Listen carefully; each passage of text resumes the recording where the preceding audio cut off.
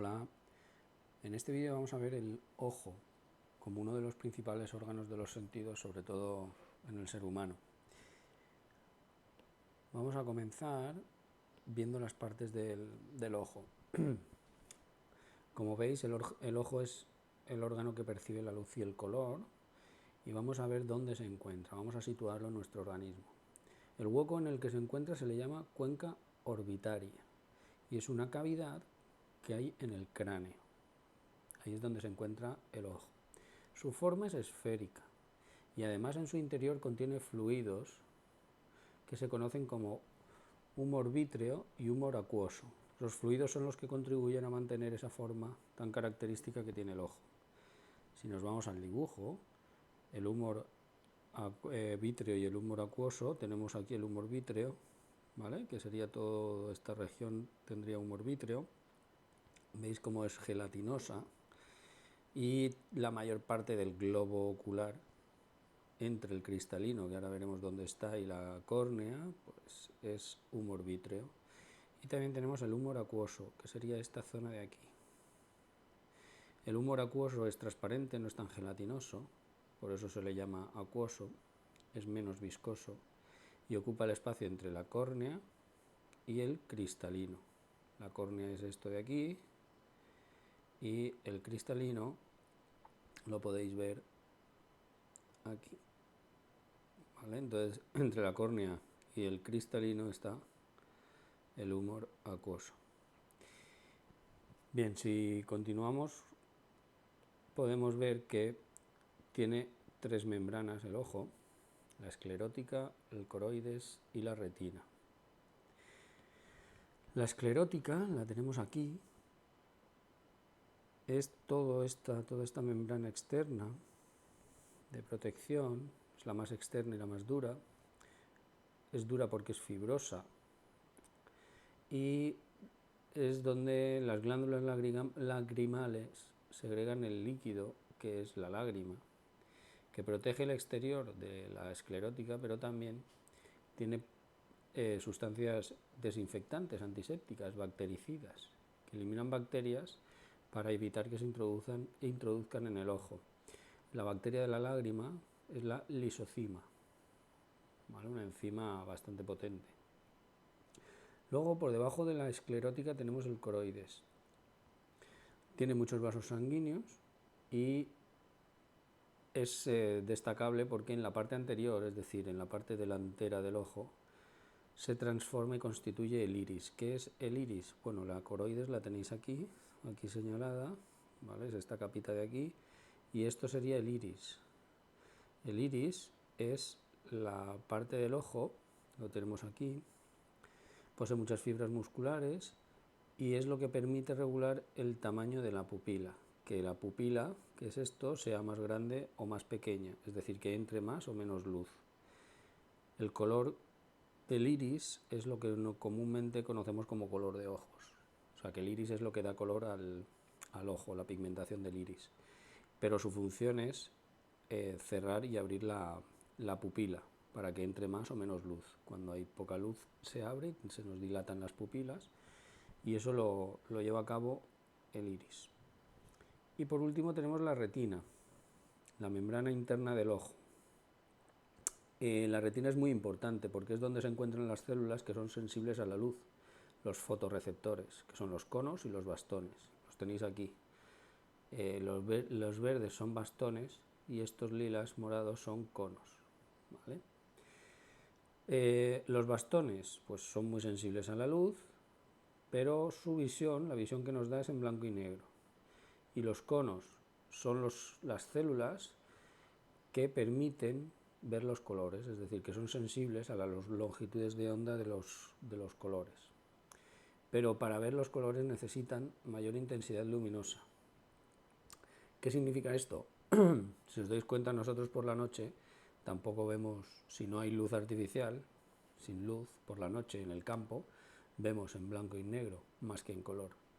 La oscuridad la solemos ver en tonos de blanco y negro y no en color. Porque, pues aquí tenéis la razón, porque los conos, que son los que nos proporcionan la visión en color, necesitan mayor intensidad luminosa para poder activarse. Si no, no se activan y tenemos la acción de los bastones que nos permiten ver en blanco y negro. Cuando la luz incide sobre la retina es cuando se estimulan estos receptores de aquí. Se excitan y son los que envían al cerebro el impulso nervioso. Y ese impulso nervioso, estas células fotorreceptoras están conectadas a través del nervio óptico que tenemos aquí, ¿vale? El nervio óptico, que es esto, y la retina es esto. Ahí están las células fotorreceptoras. Cuando se excitan envían a través del nervio óptico esa información, ese estímulo, para que llegue al cerebro, al centro nervioso superior, y que sea integrado, ¿vale? Que sea interpretado y que se lleve a cabo una respuesta. Bien, pues el nervio óptico, como veis, son millones de axones que salen de los conos y de los bastones. Luego tenemos lo que llamamos punto ciego, donde el nervio óptico no tiene receptores en ese punto, por eso se le llama punto ciego. Como nosotros estamos acostumbrados a la visión de dos ojos, no lo notamos, pero sí que lo tenemos. Y hay algunos experimentos sencillos que demuestran que tenemos un punto ciego, que ya os enseñaré en otro vídeo. Luego tenemos la fóvea, ¿vale? Que es una parte de la retina, es donde está el mayor número de conos y de bastones, es esta parte, porque es donde mayor incidencia de luz va a haber. El cristalino también es importante, que es esto, es transparente y elástico y nos sirve para enfocar la imagen sobre la retina. Esta lente de aquí, que es el cristalino, es lo que va a hacer que la imagen caiga justo en el punto del fondo de la retina y no caiga ni aquí ni aquí. Si cae aquí o aquí, es decir, antes de la retina, la convergencia de los rayos de luz se producen antes de la retina o después de la retina, tendremos algún tipo de patología visual y no veremos bien, veremos borroso. La imagen se tiene que formar en la retina. Y eso lo lleva a cabo el cristalino, que es la lente refringente que hace que la convergencia de la luz que entra por aquí coincida en el fondo, converge en el fondo de la retina. Luego lo veremos. Y este cristalino se mueve gracias a estos músculos de aquí y a esta musculatura de aquí. Cuando eso pierde su capacidad de movimiento y el cristalino no puede moverse bien, es cuando empezamos a tener la vista cansada, que eso ocurre, pues, suele ocurrir a partir de los 45 años o así. Aquí tenemos la córnea, que es la parte anterior de la esclerótica, la tenemos aquí. Si lo continuamos, se continúa, como veis, con la esclerótica. Y en la córnea también es transparente y es una lente que nos protege el ojo, ¿vale? Esta córnea es donde aplican, por ejemplo, el láser para tallarla y poder quitar las dioptrías que pueda uno tener de la patología visual que tenga. Bueno, el humor acuoso, que ya lo hemos visto. La pupila. La pupila es el hueco por donde entra la luz. Si hay más hueco, que es de color negro. Si hay más hueco, entrará más luz, es decir, que está más abierta. Comúnmente nos referimos a ello como pupila dilatada. Y si la pupila es más pequeñita, por aquí entrará menos luz, que eso ocurre cuando la intensidad de luz es muy elevada, a plena luz del día. Podríamos decir que es el análogo al diafragma de una cámara de fotos, ¿vale? Una cámara de fotografía. Por aquí entra luz, si se abre, la pupila está dilatada, entra más luz, si se cierra, la pupila está contraída y entrará menos luz. Y bueno, y el iris, que también lo hemos comentado, que posee muchas fibras musculares para regular el tamaño de la pupila. Estas fibras musculares se contraen o se relajan y este orificio será mayor, de mayor diámetro, o menor, según la intensidad de luz. Y luego el color del iris, que es lo que comúnmente conocemos como color de los ojos. Bueno, habiendo visto ya la anatomía del ojo del ser humano, vamos a continuar con el enfoque y la acomodación. Y para ello pues vamos a introducir la misma imagen que hemos visto en la diapositiva anterior de la anatomía del ojo para entender mejor qué es eso de la acomodación y el enfoque. Ahora veréis por qué. Bien, la acomodación que tenemos aquí es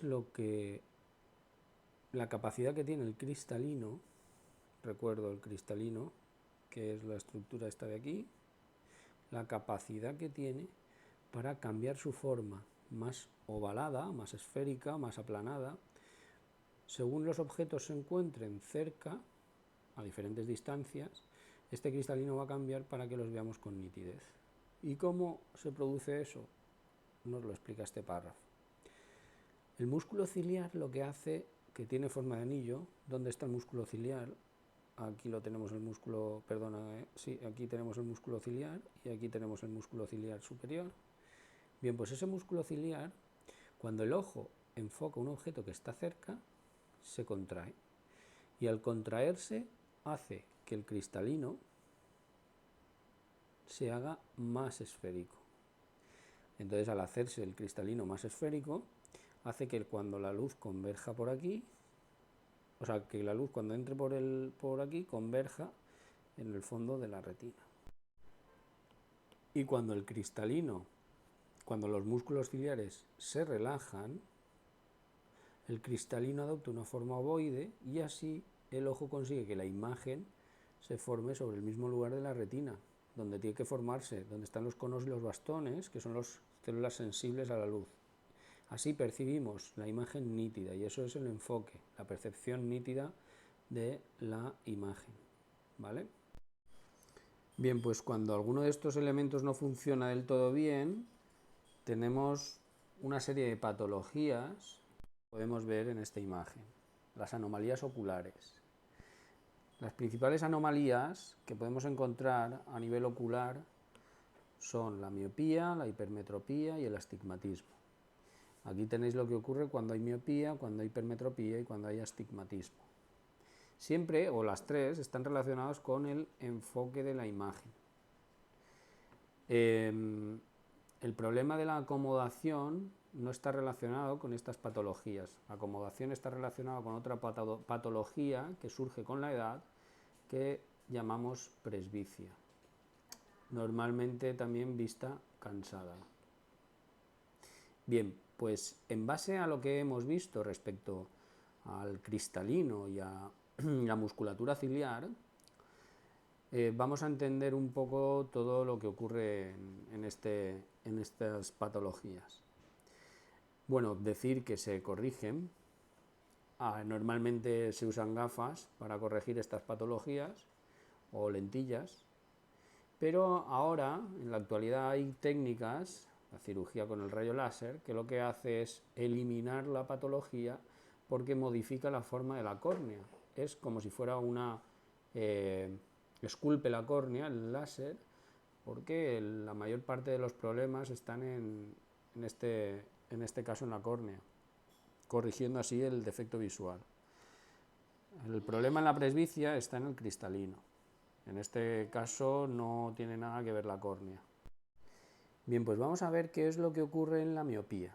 Fijaos, los objetos lejanos se ven borrosos y los cercanos se ven nítidamente. ¿Qué ocurre? Que el ojo es más largo de lo normal o que la córnea está demasiado curvada. Aquí tenemos el caso. O que el ojo es más largo de lo normal y entonces no llega lo que es la imagen a conformarse en el fondo de la retina, o también puede ser que la córnea esté demasiado curvada y con lo cual la convergencia de la luz se produce antes de llegar a la córnea. ¿Qué ocurre en la hipermetropía? En este caso, la visión lejana es normal. ¿Qué pasa? Que los objetos cercanos es lo que se ve borroso. ¿Por qué? Porque el ojo es más corto de lo normal, entonces la luz, como veis aquí, converge fuera del fondo de la retina, con lo cual la imagen que percibimos es la que converge ahí y aún no está formada, aún no hay coincidencia de los puntos luminosos, de los puntos de la luz, y por tanto la imagen es borrosa. También puede ser que la córnea sea demasiado plana, ¿vale? La hipermetropía también tiene que ver con la córnea muy plana. Entonces, si la córnea es plana, aquí no hay curvatura, los haces luminosos convergen más allá del fondo de la retina. Y por último tenemos el astigmatismo. Todas las imágenes aparecen distorsionadas, porque ¿qué ocurre? Que la córnea no tiene la misma curvatura en todas las direcciones. Como veis, la córnea tiene que tener una curvatura bastante regular, es decir, regular. Y como eso no ocurre, la convergencia de los haces luminosos es desigual en ambas partes, en las diferentes partes de la retina, con lo cual todas las imágenes aparecen distorsionadas. Bien, pues con el astigmatismo acabamos el sentido del ojo y nada, hasta el próximo vídeo.